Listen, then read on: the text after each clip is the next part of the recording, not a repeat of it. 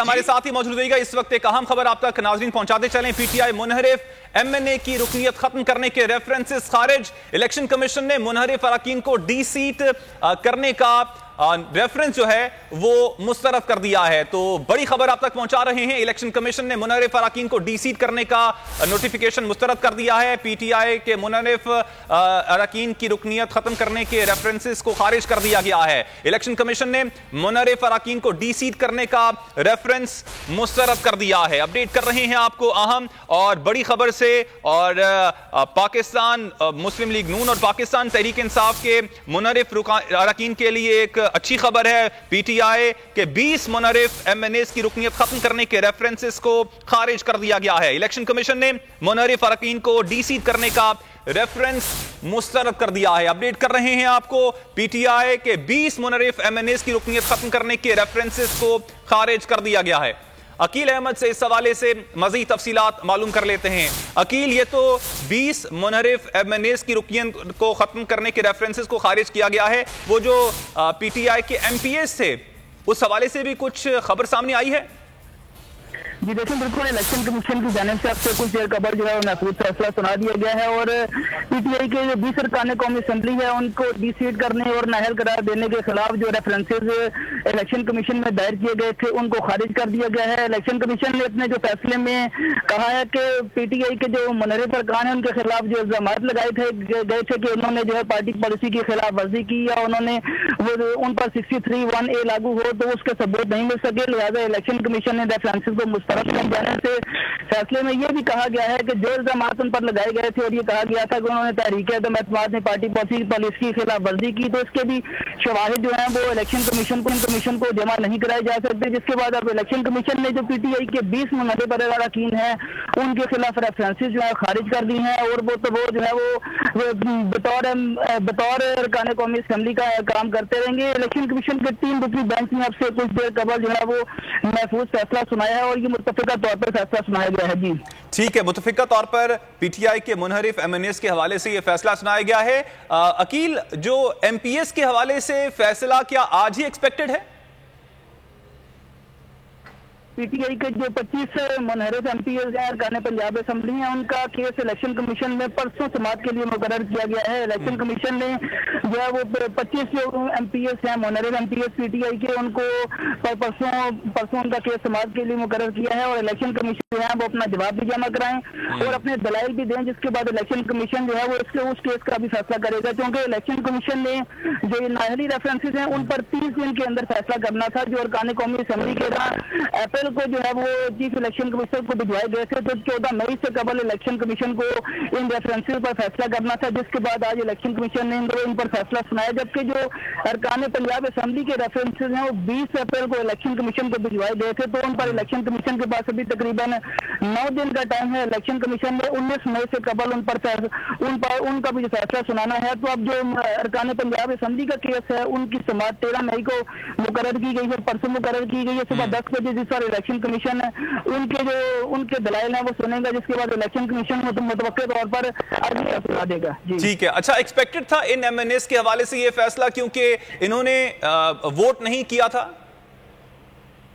जी देखिए, बिल्कुल election commission ने बारहा जो पीटीआई के वकला हैं उनसे भी समाअत के दौरान ये बात पूछी और उनसे कहा कि आप हमें शवाहिद दें कि जो आप अरकान के खिलाफ 63(1)A का केस लेके आए हैं। तो उन्होंने कहां पर पार्टी पॉलिसी के खिलाफ वर्जी की और आया उन्होंने कोई वोट डाला या नहीं डाला, जो है वो कोई खास जो है वो जवाब नहीं दे सकी, जिस पर इलेक्शन पीटीआई की तरफ से गुज़िश्ता रोज आज इलेक्शन कमीशन में एक दरख्वास्त भी दायर की गई थी और ये मौके पर अपनाया गया था कि इलेक्शन कमीशन उनको मजीद जो मुनहरिफ अरकान के खिलाफ जो शवाहिद है वो जमा कराने की हिदायत दी, जिस पर आज इलेक्शन कमीशन ने सुबह पीटीआई की दरख्वास्त पर महफूज था और पीटीआई की जो दरख्वास्त को मुस्तरद किया था और उन्होंने पीटीआई का जो मुनहरिफ अरकान के खिलाफ मजीद शवाहिद जमा कराने की दरख्वास्त थी उसको एंटरटेन नहीं किया था। जिसके बाद आज पीटीआई के वकील फैसल चौधरी की जानिब से जब इस केस की समाअत शुरू हुई तो उन्होंने समाअत के आगाज पर ही जो है वो केस का बायकॉट कर दिया और फैसल चौधरी का ये कहना था कि इलेक्शन कमीशन ने, क्योंकि हमें जो है मुनहरिफ अरकान के खिलाफ शवाहिद जमा कराने का मौका नहीं दिया, तो इलेक्शन कमीशन अपने जो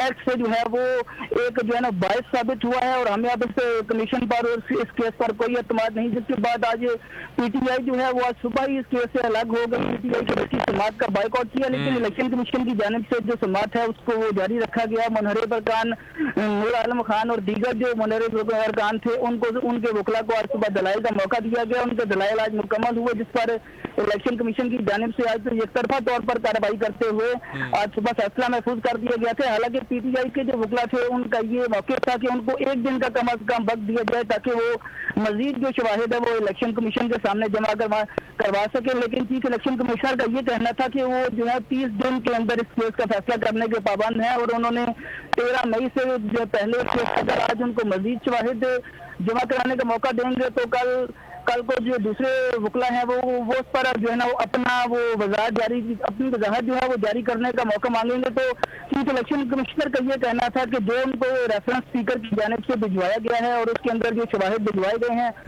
वो उसी तक महदूद रखेंगे और इसके अलावा कोई भी शवाहिद जो है वो नहीं लेंगे, जिस पर पीटीआई जो है वो खासी नाराज थी और उनके वकला ने आज सुबह इलेक्शन कमीशन की इस कार्रवाई का जो है बाइकआउट कर दिया था। जी अच्छा अकील, आपसे ये भी जानना चाहेंगे क्या पाकिस्तान तहरीक इंसाफ ये जो रेफरेंस को मुस्तरद किया गया है इसको कोर्ट में क्या चैलेंज कर सकती है और क्या ऐसा इरादा रखती है?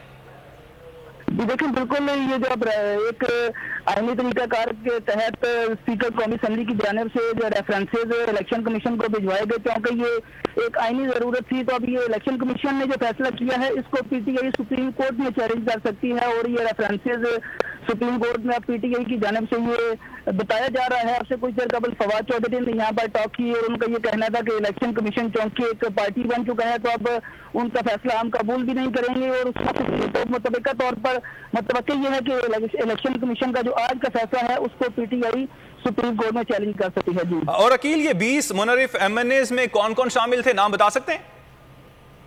जी देखिए, इसमें नूर आलम खान शामिल थे, राजा रियाज शामिल थे, बुखारी शामिल थे और दीगर जो पीटीआई के एमएनएस थे वो उसमें शामिल थे। तो 20 एमएनएस थे जिसमें रमेश कुमार थे जो अकलीतों की निशस्त पर थे। ये 20 एमएनएस थे जिनके खिलाफ रेफरेंस भिजवाए गए थे स्पीकर की जानिब से और ये मौके पर अपनाया गया था कि इन्होंने पार्टी पॉलिसी के खिलाफ वर्जी की है और तहरीक एतमाद से कबल ये इन्होंने चौंकी अपोजिशन के साथ मुलाकातें की हैं और ये इनके साथ मिल गए हैं। तो अब उनके खिलाफ इन्होंने नाहली रेफरेंस पार्टी पॉलिसी की खिलाफ वर्जी की बुनियाद पर यहाँ पर इलेक्शन कमीशन में भिजवाए थे, लेकिन आज इलेक्शन कमीशन ने इस पर फैसला सुना दिया है और अपने फैसले में ये कहा कि ये जो है वो जो उन्होंने 63(1)(a) के तहत रेफरेंसेस इलेक्शन कमीशन में भिजवाए वो शवाहिद जो है देने में नाकाम रहे और जो रेफरेंस में स्पीकर ने जो उनकी डी-सीट और उनको डिस्क्वालीफाई करने की बात की थी उसमें जो उन्होंने ठीक अकील, इस हवाले से तफसीलन आपने अपडेट किया, आपका शुक्रिया। सब्सक्राइब करें और बेल दबाएं ताकि कोई खबर रह न जाए।